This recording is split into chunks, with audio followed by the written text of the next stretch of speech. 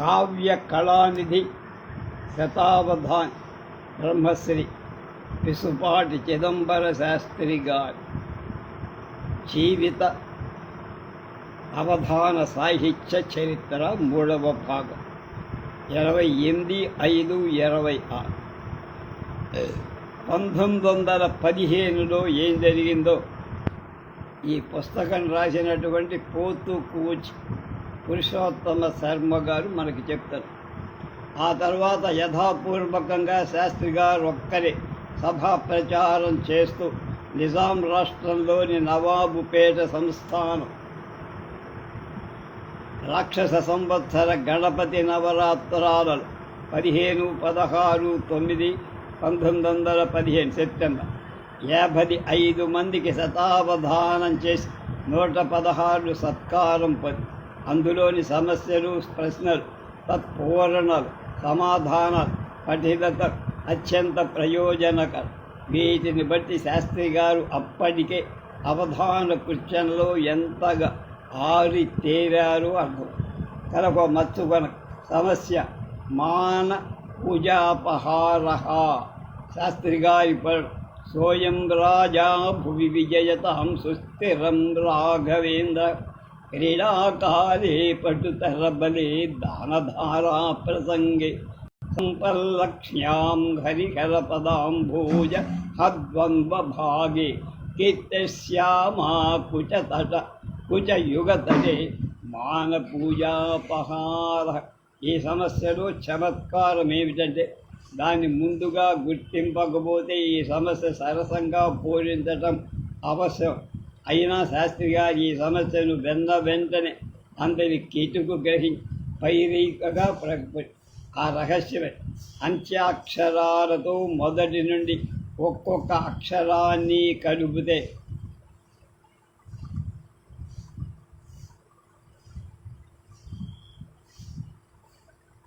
కలుపుతూ రావాలి. అప్పుడు మారహ.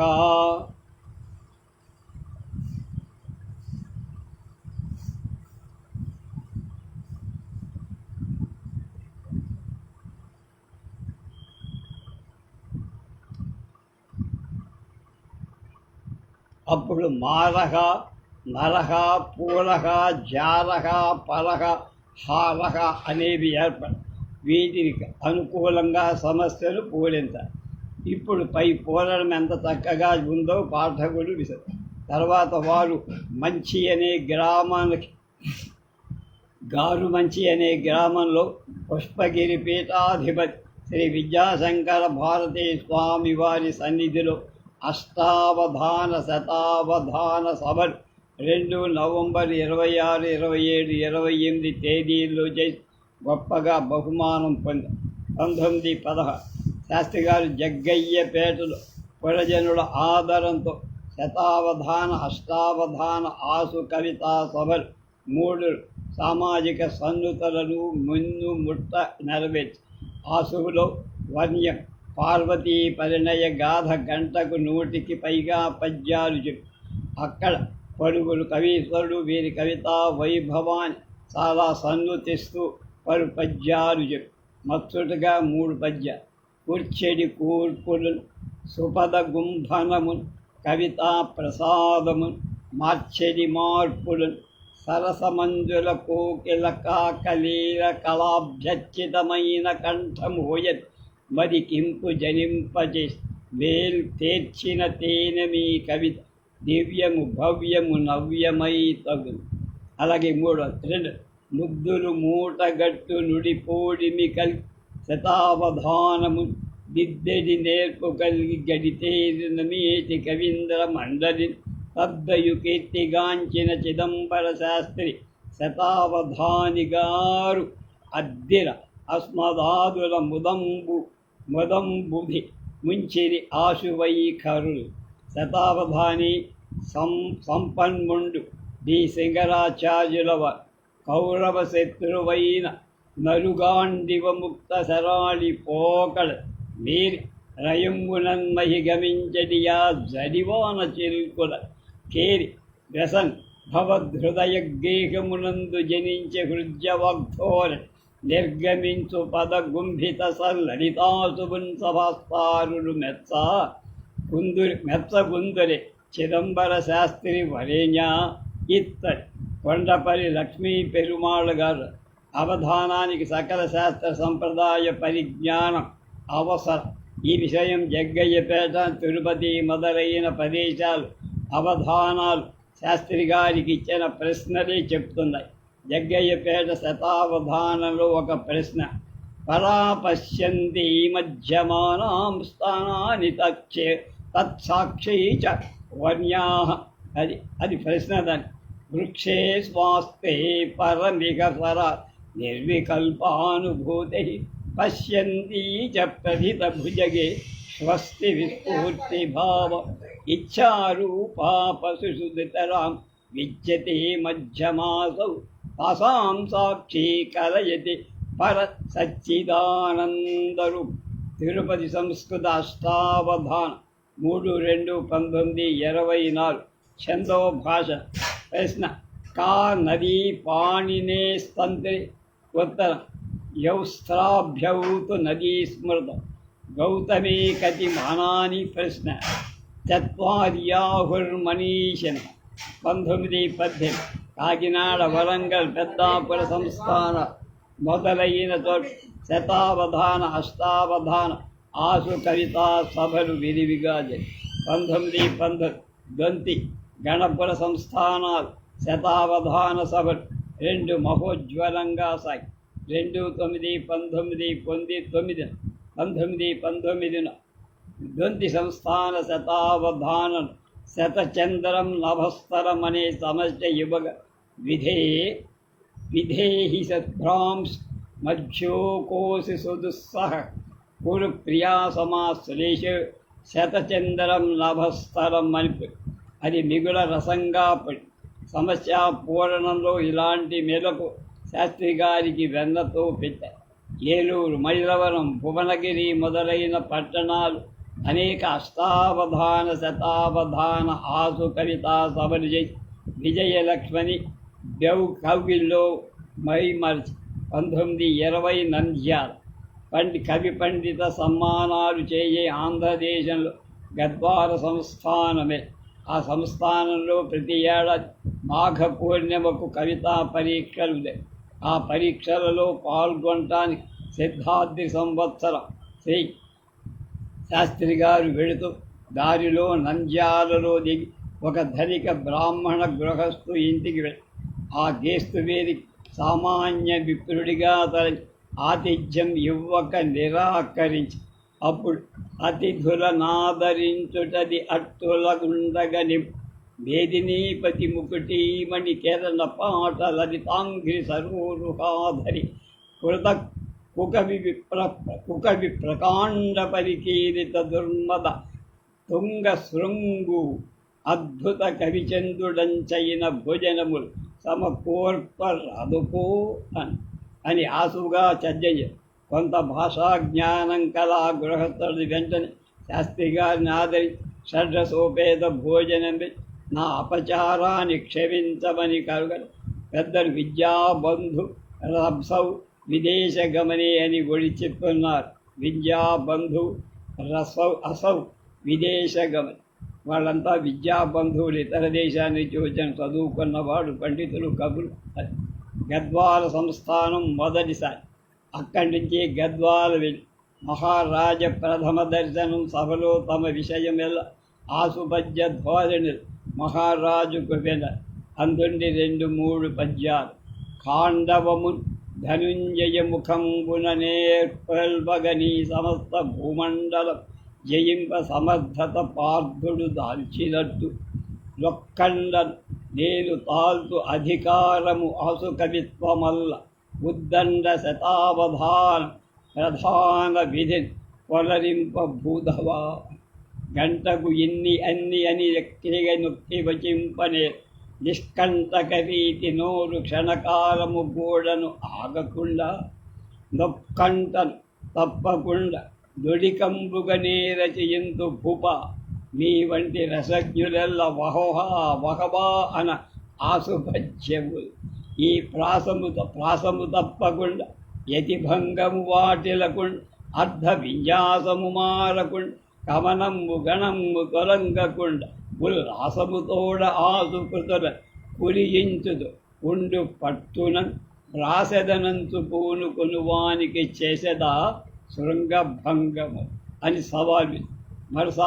మరునాటి సభలో సంస్థాన విద్వాంసులు ఇచ్చిన కఠిన సమస్యలు సరసంగా పోయి ఆనందం చెవి. పూర్ణిమ నాడు హైమవతి అనే వేశ్య గాన సభ చేశారు. ఆ గానం మెచ్చుకొని శాస్త్రి గారు కమ్మని తేనె లొల్కగ గానము చేసితివి అద్ది శ్రోత్ర సౌఖ్యం గూర్చి ఉన్న అయినను కొందరు మెచ్చరేపో నిమ్మది ఎట్టులిండిన నే నిజమాడద నీ ముఖేందు బింబమ్మున కీయవచ్చు శతపద్యములైన కురంగలోచన. నీ గానం కొంతమందికి నచ్చలేకపో, కానీ నీ ముఖచంద్రుడు అందరికీ నచ్చుతాడు, నాకు బాగా నచ్చాడు అని ఒక పద్యం. వెంటనే పసుపురాటు భుజంగారెడ్డి అనే ఒక కవి రాజసన్నిధిని వేశ్యను వర్ణిస్తారా అని శాస్త్రి గారిని ఆక్షేపిస్తూ ఒక పద్యం ఆసుపుగా దానికి సమాధానంగా శాస్త్రి ఈ భుజంగ నామము వహించి వేశ్యను లేని యొద్ద సంభావన చేయరాదనుచు పల్కుడ భావ్యముక గాన సంభావనకు ఒకప్పుడు పణ్యవధూటులు దౌకసేయగా మోవక ఉన్నచో అప్పుడే పొందదు పేరుకి తగ్గ రీతికి అన్నారు. అది సమాజ స్ఫూర్తితో చమత్కారంగా ఒక పద్యం. వాళ్ళే సంగీతాన్ని నిలబెట్టారు, వాళ్ళే రాజు దగ్గర ఉంటారు, వాళ్ళ సంగీతాన్ని మెచ్చుకుంటే నీకు పోయిందేమిట్రా అని. దానిపై భుజంగారెడ్డి కవి మరికొన్ని ప్రసంగాలు ఆసుపద్యాలు చెప్పడం శాస్త్రి గారు వానన్నిటికీ సమాధానాలు చెబుతూ తమ ఆసు కవితా పాఠవాన్ని అపారంగా ప్రదర్శించి నడుమరడమ భుజంగారెడ్డి సమాధానం చెప్పడకై పూలుకొని ఆసు కవిత సాగక తడబడుతుండగా శాస్త్రి గారు తడబడద వేళ ఆసుకు నుడువుటకై పూనుకొని కనులు గల సభలో గుడి ఎడమ లేదే సింహము కడన హరిణముల కుప్పిగంతుల ఆట.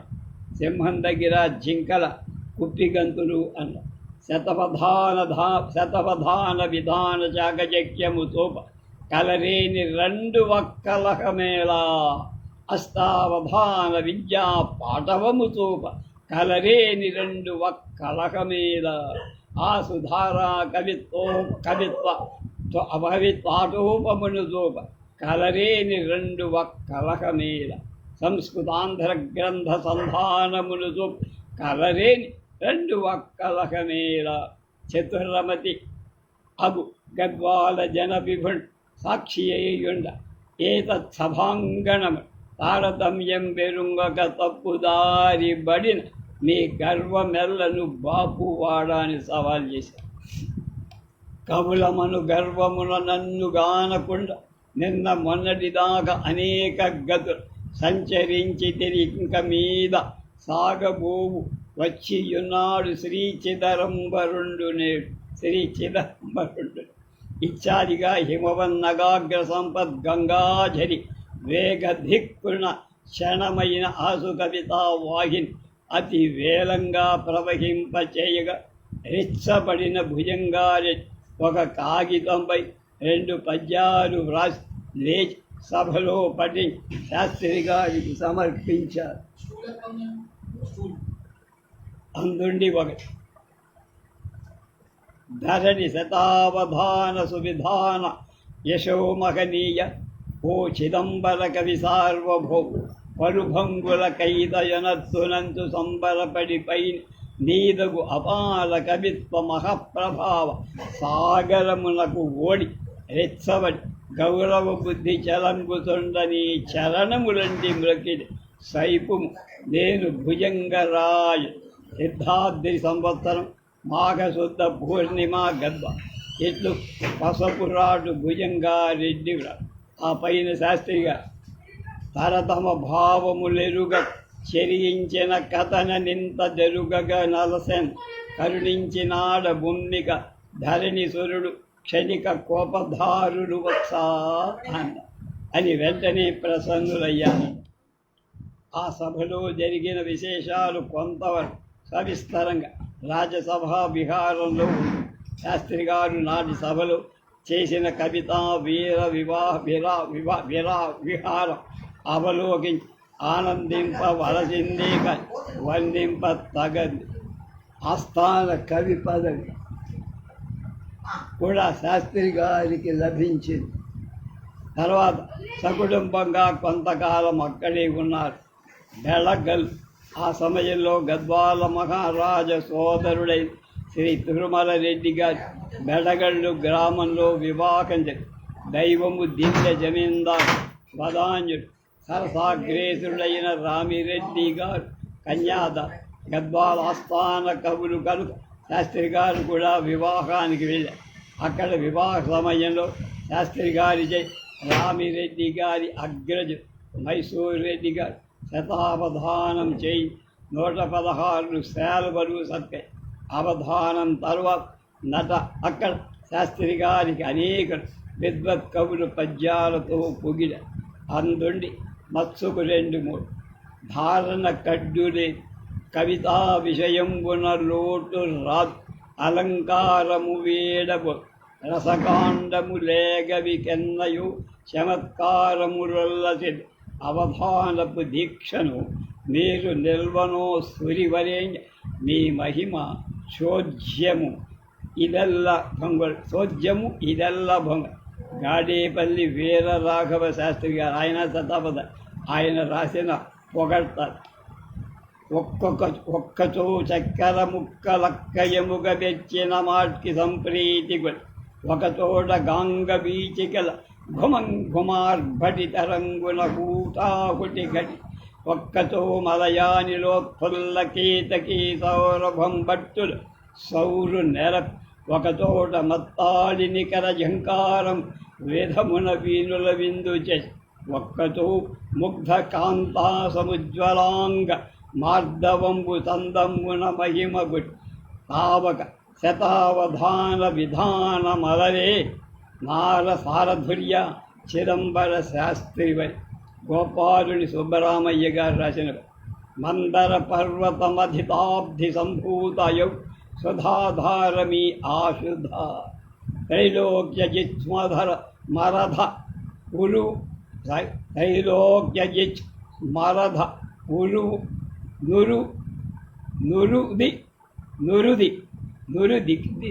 నురుదితేక్షురస సాంచిదారమీ ఆసుద మందారమంజరీ బృందగళన్ మందానూనధార మీ ఆసుద ఖచర రాట్పాలిత కామధేను స్థనోజ్యత్పయోధార మీ ఆసుధార. కలిత నందనారామమాకంద బృంద సంచర తీర చంతు నిశాతహి గణిత తత్ఫలానర్గళోద్గణిత సఫల గోద్గిత ఫల రసాభినవధార నిజము మీ ఆసు. బుగ్గ రామకవి అనే ఆయన రాసి పిమ్మడ ఆత్మకూర్ వనపర్తి సంస్థానాలు ఆసు కవితా సభలు చేసి సత్ప్రభు సత్కారాలు అందుకని కర్ణాటక దేశ భూషణమైన మహిషూరుపురం అంటే మహిషాసురపురం మైసూరు సంస్థానం. మైసూరులో తెలుగు వచ్చిన వాళ్ళే తక్కువ కనుక అక్కడ శాస్త్రి గారు అన్ని సభలు సంస్కృత భాషలోనే చేశారు. మైసూరుపురంలో శాస్త్రి గారి మొదటి శతావధానం 16, 11, 19, 20 తేదీ మైసూరు మహారాజా గురుపీఠమై పరకాల మఠంలో జరిగి ఆ సభను డాక్టర్ రాధా కుముద ముఖర్జీ, ఆర్ శ్యామశాస్త్రి ప్రభృతి సంస్కృత ఆంగ్లాది భాషా విశారదు సంస్థాన విద్వాన్ అనేకులు అలంకరించి ఉన్నారు.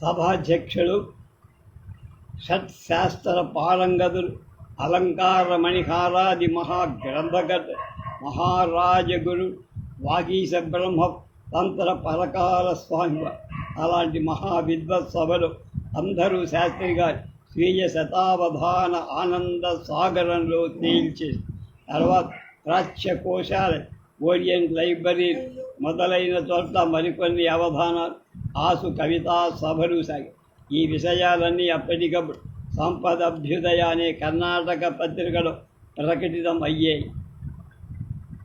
అవధానం సంస్థాన మహావిద్వత్ పదవీ ప్రాప్తి శ్రీ శ్రీ కృష్ణరాజ వడయర్ మహారాజుల సంస్థానంలో అవధాన సభ చేయింపడని శాస్త్రి గారు విజ్ఞప్తి పంపుకొని దానిపై మహారాజు అష్టావధాన సభ ఆజ్ఞ ఇస్తూ అరగంట కాలం అవకాశం ఎంత వేగంగా చేసిన 2 గంటల కాలానికి తక్కువ పట్టని అష్టావధాన అరగంటలో చేయటం ఎలా అని శాస్త్రి గారు అనుమానం. అప్పుడు మైసూరుపుర న్యాయవాది ఆంధ్రుడు కె చంద్రశేఖరయ్య గారు సమయము చాలదని మహారాజుకు తెలిపితే మళ్ళా ఇట్టి అవకాశమే దొరకదు. మహారాజు సంస్కృత భాషాభికి కనుక మృదు మధురమైన మీ ఆసు కవిత గాంగజరుడ వారిని ఓలలాడించి తన్మయులను కావించి గడచిన కాలం తెలుసుకోలేకుండా చెయ్యాలి. అట్టి శక్తి మీకున్నది కనుక సంశయింపక వెంటనే అంగీకారం తెలియచేయండి అని చెప్పారు.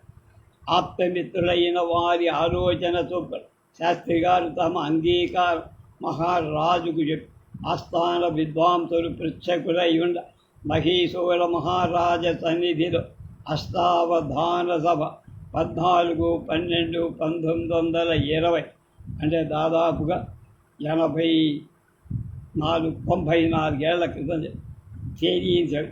అవధాన ఆరంభంలో అవధానాన్ని గురించి మహారాజు గురించి తమ కవితాశక్తి గురించి 50 శ్లోకాలకు పైగా ఆసువుగా చెప్పారు పిసుపాటుగా.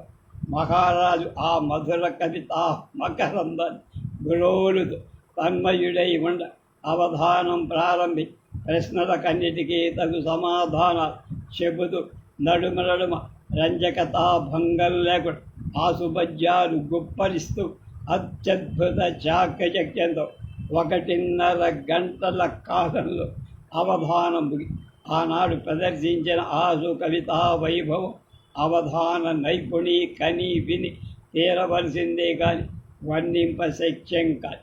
అవధానం అవసితమ్మని శాస్త్రి గారు తెలిపేవారు. సామాజికుల మహావిద్వాంసులు మహారాజులు తన్మయులై ఉండ అనంతరం మహారాజు గడియారం చూసుకొని తామిచ్చిన కాలం గంట కాలం అధికంగా గడచిన తామది గుర్తించలేనట్టుగా చేశారు. శాస్త్రి గారి కవితాశక్తికి అవధాన నైపుణ్యాన్ని అక్షరూపం ముక్కుపై వేలు వేసుకొని ఆనాటి సభ ముగి మర్నాడు సత్కార సభ అందు మహారాజు సంస్థాన మర్యాదలన్నీ శాస్త్రి గారికి జరిపించి గొప్ప పారితోషికమిచ్చి 1/1/1921 గౌరవ మాసవేద ప్రతి నెల స్కాలర్షిప్ లాగా ఇస్తూ ఆస్థాన విద్వత్ పదవి కూడా ఇచ్చి అంతటితో తృప్తి చెందల 1/6/1921 గౌరవ మాసవేతన అభివృద్ధితో కూడి ఆస్థాన మహావిద్వత్ పదవి ఆస్థాన శతావధాన పదవి కూడా ఇచ్చి గౌరవించారు. అది మొదలు శాస్త్రి గారికి జీవితాంతం వరకు గౌరవ వేద ప్రతి నెల వస్తూ ఉండే. 30/10/1924 మహారాజు పెట్టించిన కవితా పరీక్షకై మహిషూర రాజ్యాభ్యుదయ చెంపు రచించి సంస్థాన సత్కారాన్ని 20/2/1920 మైసూరు పురమందిరంలో టౌన్ హాల్ పౌరుడు శతావధాన సభ చేయి సువర్ణ పథకాన్ని బహూకరించారు. Gold medal. మైసూరులో ఎక్కడ విన్న కన్నడ పలుకులే కానీ మృదు మధురమైన తెలుగు మాట ఒక్కటి కూడా చెవిన పడకపోవటంతో ఒకసారి శాస్త్రి గారు ఇలా అన్నారు: మాడబీకులలోన నోడాడి యోడాడి హాకు సాకులలోన అలసి స్వరస్ మాడ అంటే కావాలి, బేకు అంటే చాలు. అలాగే హాకు సాకు అది కూడా కన్నడ పదం. బర్రి హోగిరులతో భజరించి భజని నాను నేను నువ్వు నాను నేనులలోన నాని ఇల్లి అల్లులలోన అల్లి బిల్లుల నాడి హేలి కేడులలోన ఈది నోడు బేడులలోన నూల్కొని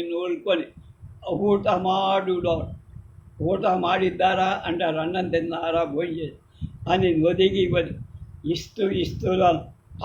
ఇస్తుల లోపల అడగియడు పారు నీరుల లోపల ఊరి సారు నీరుల లోపల ఊరి శృతి పుటంబున కెంతేని హితవు దరుగా పరిచయించిది మహిషూర పురమునందు. ఆ పదాలనే ఉపయోగిద్దాం. తర్వాత నంజన్గూడు, శివమొగ్గ, తీర్థహళ్ళి మొదలైన ఆసు కవిత అష్టావధాన్, శతావధాన్ సభలు చేశారు. రేపు శృంగేరిలో ఎలా విజృంభించారో రేపు తెలుసు.